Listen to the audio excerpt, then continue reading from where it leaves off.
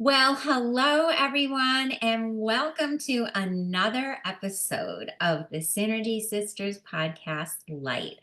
And today, my co-host Debbie and I are so excited to be here. Personally, because this is a good friend of mine who I have met in my writing career.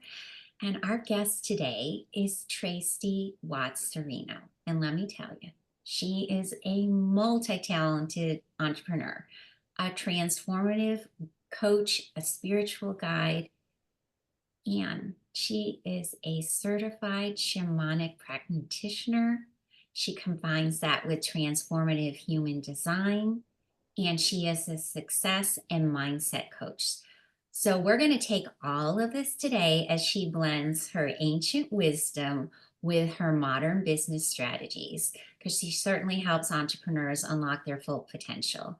She also is a 5-time #1 international best-selling author, and her podcast, Beyond Common Business Secrets, is ranked in the top 5% globally. So, welcome to the show, Tracey. And Debbie, I'm going to have you say hello for a second, and then we're going to hand it over to Tracey.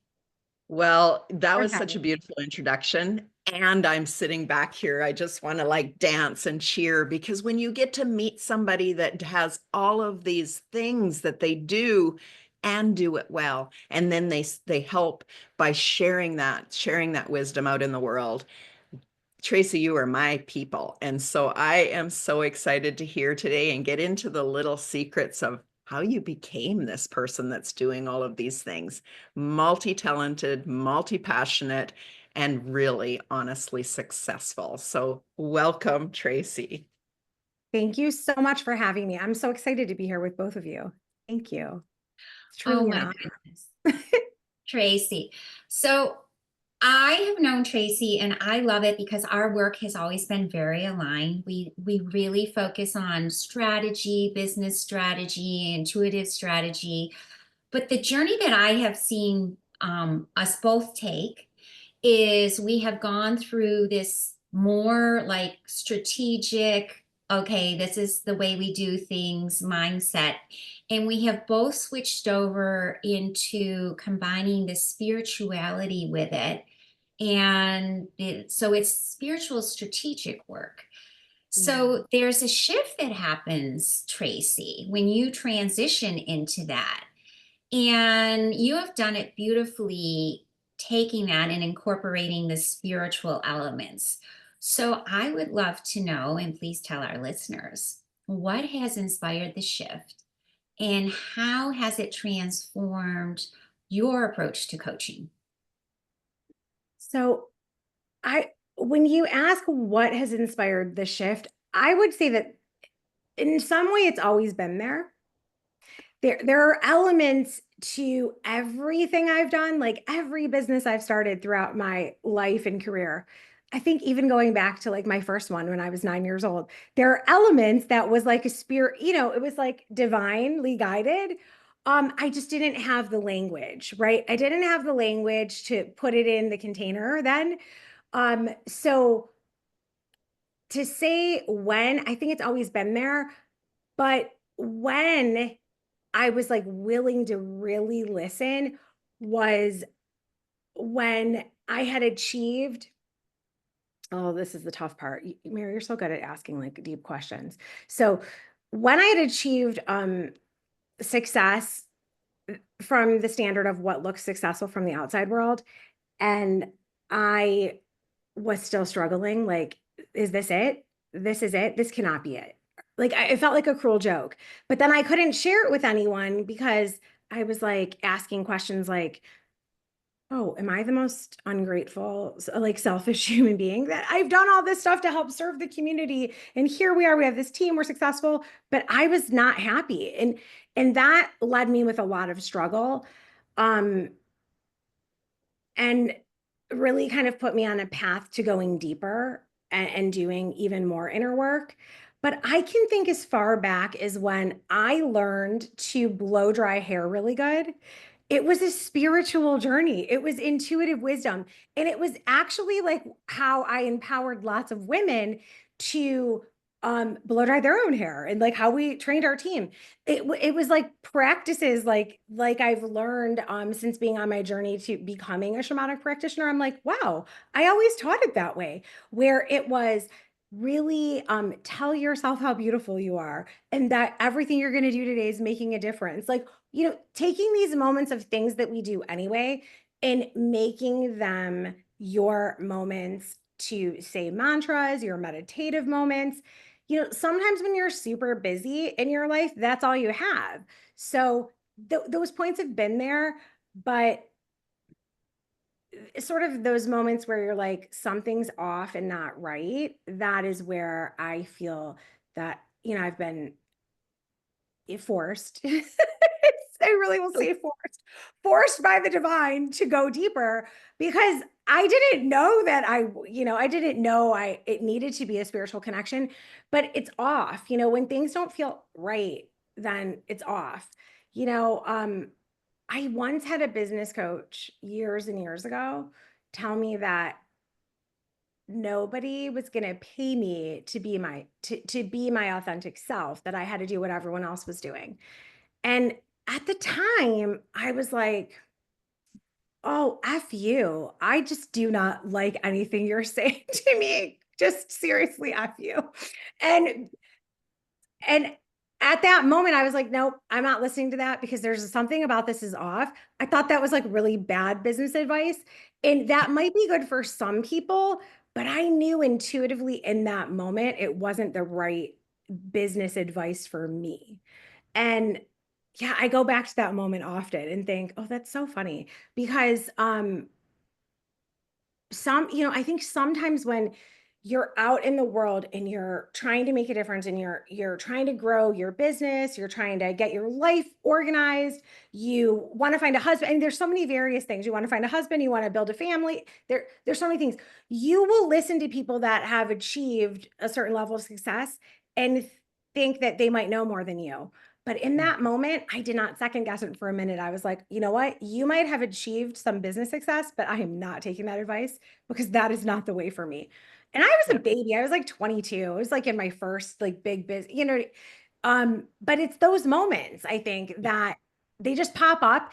And I didn't want to be rebellious. My nature was to die. Like, I'm paying money for this. I need to like get as much out of it. But you can't argue with that, with stuff within. Sometimes you just innately know. And that's the type of thing I try to teach people. There are many things that as a business coach that we know how to help people do, right? As a life coach, whatever, tricks and little hacks that will help you with your mindset when you see it shifting off the rails. However, ultimately, it's up to you to do the work. And I'm just really big on teaching people to wake up and understand that it's your journey. Like, you're writing the chapter of your life, right? You're writing your story. Wow. So I love yeah, that. right out But, of the gate, you're so we're deep. one question in, and look at what we've uncovered and unpacked already. And I know Mary has a whole list of questions, but I have to Oh sneak my. in here because you talked about mentorship. And it was one of my questions for you, because you are a business coach. You want people to invest money in you so that you can help them, so that they have a great return on investment. But you also invest in coaches and mentors and masterminds and such. Take us Yeah. down this journey in this mindset. Yeah, I learned at a really young age that if somebody else was already doing something, or doing something closer to what I was dreaming of or concocting at the time, like when I would reach out to them, ask questions.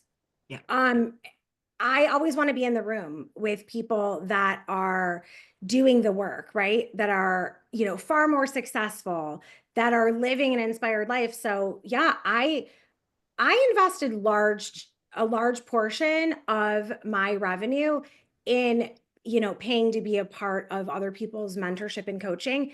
And I think that that's been the biggest transformation in my life, because when people say, oh, well, how did you have a successful business? Oh, wait, how did you have another successful business? Oh, wait, how did you close it down in the midst of everything, it being good to start something totally from scratch and be okay with it sucking as long as like, how did you write a book? I pay people generously to help me. I do not know like how to do everything. I'm really good at sharing with people like what works and like the mistakes I've made so they don't have to make the same ones. And I'm really good at seeing the sort of golden opportunities for people like that they might not see for themselves. Like I see those so clearly for others. So yeah, for me, it's a no-brainer to surround yourself with people that are doing really cool things. If nothing else, it makes life so much more fun. Oh, I love that. It's like, And we always say, I know the three of us say this, if you're not having fun, you're doing something wrong, right? yes, right? So, I mean, that is so important. Put yourself in the room with those people. But Tracey, I want to go back so our listeners know you came back. You started out in the salon industry, and just give us a little background. So you were in that, and then you had your own business, and then you were a trainer. So how So has give us the background completely on that? so I discovered when I was 16 years old at like my very first hair show, there was someone speaking on personal development. And I sat in the audience and I was like, oh, I need to do that. And that was like my first, like, oh, I need to do that. I wasn't as excited about the like, the fashion-y stuff at that time. The color of the hair, I was more excited about what he was saying because I wasn't surrounded by a lot of people that were supporting my vision. I was kind of one of those people that was told everything I was doing wrong and that like, my whole life. So this was like a huge, like a break free from stuff for me. However, I didn't have the tools or the support system in place. So I'd love to tell you that from that moment on, I just took this great action. That's not how it went down. From that moment on, I started kind of telling whispers of like, oh, I want to do that. And every time I said it out loud, people would tell me, "You're crazy. Who the heck do you think you are? You can't do that. Like, what qualifies you?" And so I kind of started pushing that down. Well, I was doing really well in the hairdressing industry. So different manufacturers asked me, hey, can you teach other people how to do that? And basically, if I knew something that would make you look and feel like your best self, whether it was a color, a haircut, a product, I could not help it. I was like unleash me on you. I have to tell you. So I did really well selling lots of products, like lots of services and then a lot of product manufacturers were asking for me to work. So I did a few things and then I started my journey as like at 18, I was coaching people. To me, I always used to talk like stumbling in a puddle. So I was coaching people on how to do it. Then when I was speaking on the big stage at hair shows, teaching people about the products and about, oh, the new blow dry, all the things, different salon owners would say, hey, you're really fun and young and hip. Can you come teach my team that same thing? So then I end up being a consultant by accident. So it's like my freelance business. Um, because I was just following my heart of what felt good, which was look, now that I know how to make people look and feel pretty and they're feeling good, now I can teach other people how to do that as a business, as the same thing. So that went on and then till eventually um I did this kicking and screaming though. I will say this. I always thought I would just be like a really key member of someone else's team. Like I would just be like someone that educates. Like I really refused the leadership call for years. Like it kept popping up and I was like, oh, doing the dance, like trying to avoid it. Till there was like no question that I had to do it. Like the craziest things possible had fallen apart at the jobs that I had that I was like, seriously? Okay, I get it. So I was like, there has to be other people that want to, learn how to grow and come from a place of a growth mindset and be a part of a team that cares more about everybody in the salon company being successful instead of one person. Because my experience had been that it was more like a little bit gossipy, cutthroat had been the reputation, and that didn't fit with me. So I created a place that was different. And then over time, I just, wanted to do something even different, which was really help people in, on their inner stuff, right? So I call that like my years of, hey, this is how we can work on the outer stuff. And sometimes it does take changing your physical appearance to pop you into the mental belief that you've got this and you can go after that next level in your business, that you can go after that huge career move. So it seems crazy in some ways, but it also seems like the most simple stepping stones to everything I've done. Yeah, but that's the quick, fast story. Well, it's a quick story, but there's a lot there. And I really love that you recognize that you always were a leader. You just led from behind the scenes, pushing other people up to lead. And then all of a sudden there was, okay, like it's actually you, it's your role. And you have to, again, a new identity, a new shift, a new up level happened, but you've always been intuitively guided. It's so easy for us to see looking backwards at this. Yeah. So I have another question. And I can't wait to hear your answer from this, because when I was looking on your website and other things, you talk about being a dreamer and a go-getter. Can you tell us the difference between those? And is it the same person at a different stage, or what is this mean? So I believe that if they can be the same person. It could be you at different stages. It can be you when you're like, oh, that was a different lifetime ago, like you don't recognize yourself, right? However, the magic happens when you bring them together, right? Because oftentimes we will separate those parts of ourselves. And Mary touched on this briefly about us both coming from a background where, this is the way it's done, and kind of following the rules of what a successful business should look like. So that's where you get that go-getter stuff. Like, oh, it had this. So I'm not really big on it being rigid that it has to be a certain way. I'm really big on you dreaming up what your heart's desire is and being really clear on what your heart's desire is, even if it's so ludicrous and crazy. The iPhone that we didn't all know we needed, came from a dream vision, right? So this is proof and evidence that nobody's going to really tell you what they need. No one, we didn't call up, hey, we really want this phone that's going to follow us everywhere. No, somebody followed their vision. They didn't get anyone else's opinion. They didn't care what we said. We didn't know what we needed. So that it takes that level of a dreamer to be really clear on what your heart's desire is. And when you place that with action, we like to call that inspired action. That is where the real magic happens. So, if you don't possess both, you need both on your team, right? So it can come from two separate people, because some people will say, like, I don't have that within me.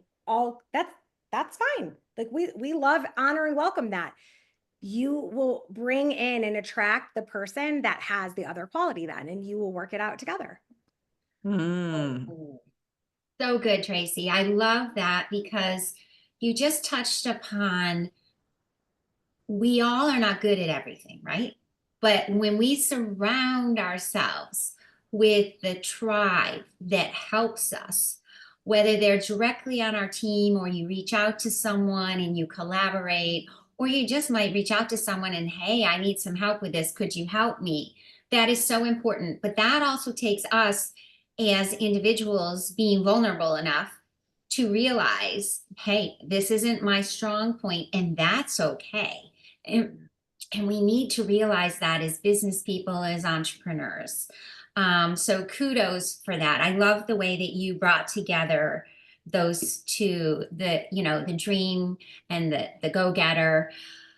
I want to talk to you. I'm going to switch the conversation a little, because your books and your podcasts are focused on sustainable success.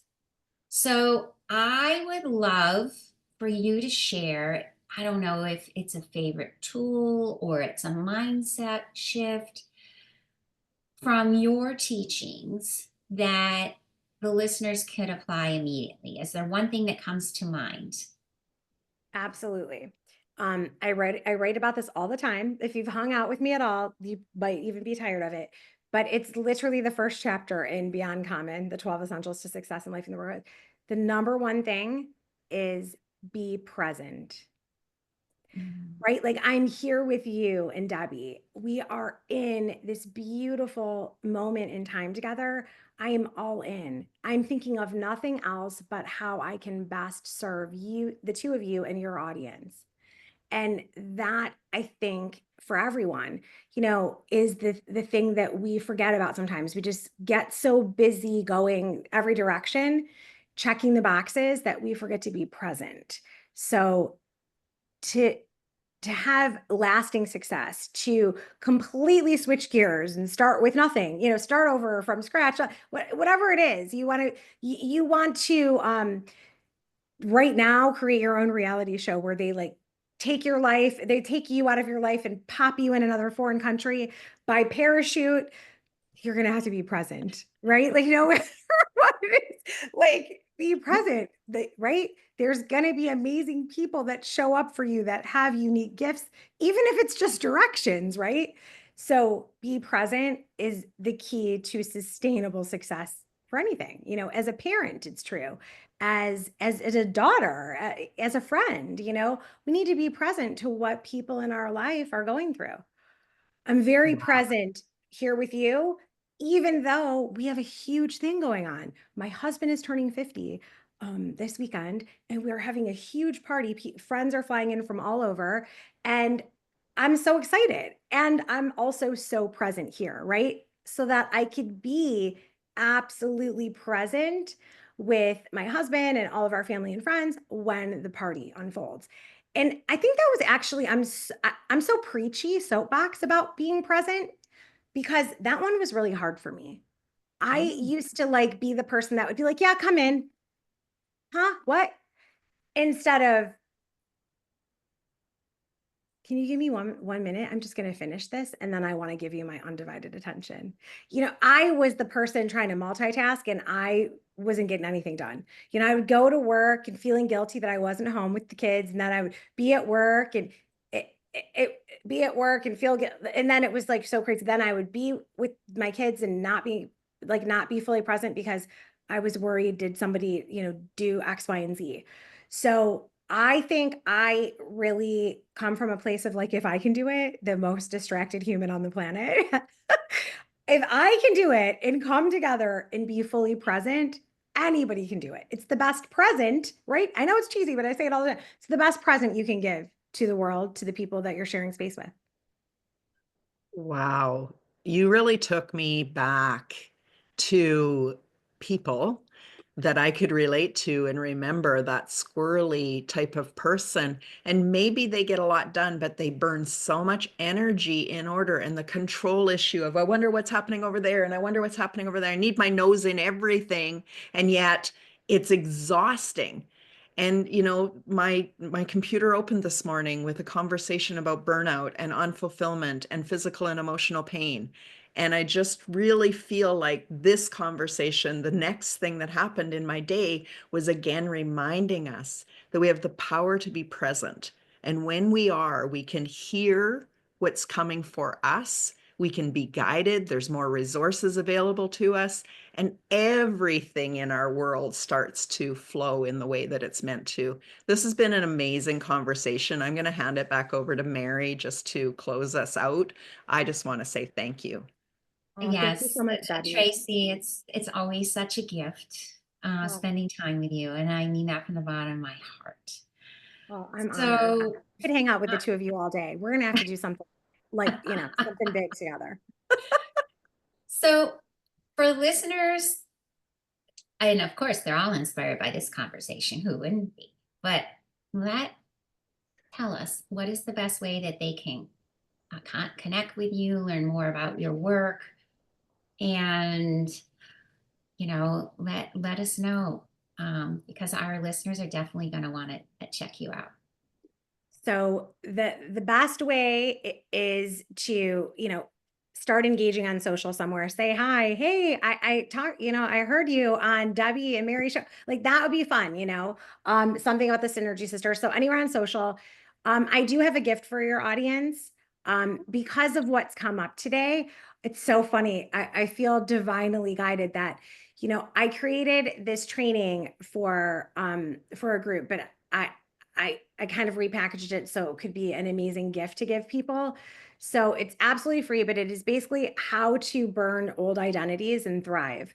So any old story that you might have told yourself, like, oh, I'm not good at money, or, oh, I even had a client like, oh, I filed bankruptcy, so I can't be a millionaire. Oh, but that's a story. I can't, I can't be focused and present because I am always distracted. That's a story. So those are the old identities that we get rid of. So, yeah, I would like to give that to your audience as my free gift, so that if they want to deepen this work, so we can share the link below. But of course on my website or on social, I'm everywhere. And it's Tracey with CEY, because my dad said that's the only way you actually spell Tracey. Well, I love that your dad already knew you were destined for extraordinary things and needed to, have that branding that was different, because I just think that's beautiful. It took me till I was 16 to find a keychain with my name spelled correctly. So, but now it's just hilarious. But he always said it that way. So Tracey. The little extra. I love that. I love that. So, Tracey, we are so honored to have you with us, and thank you so much for your giveaway. The thing that I really love about that is it's going to show our audience a little bit about more of your spiritual shamanic work, which I think is so amazing. So they'll get a taste of that, and then, they can come to you if they would like more. But thank you so much. And I am just signing off from Debbie and me with love and gratitude. Thank you so much. It's an honor. So good.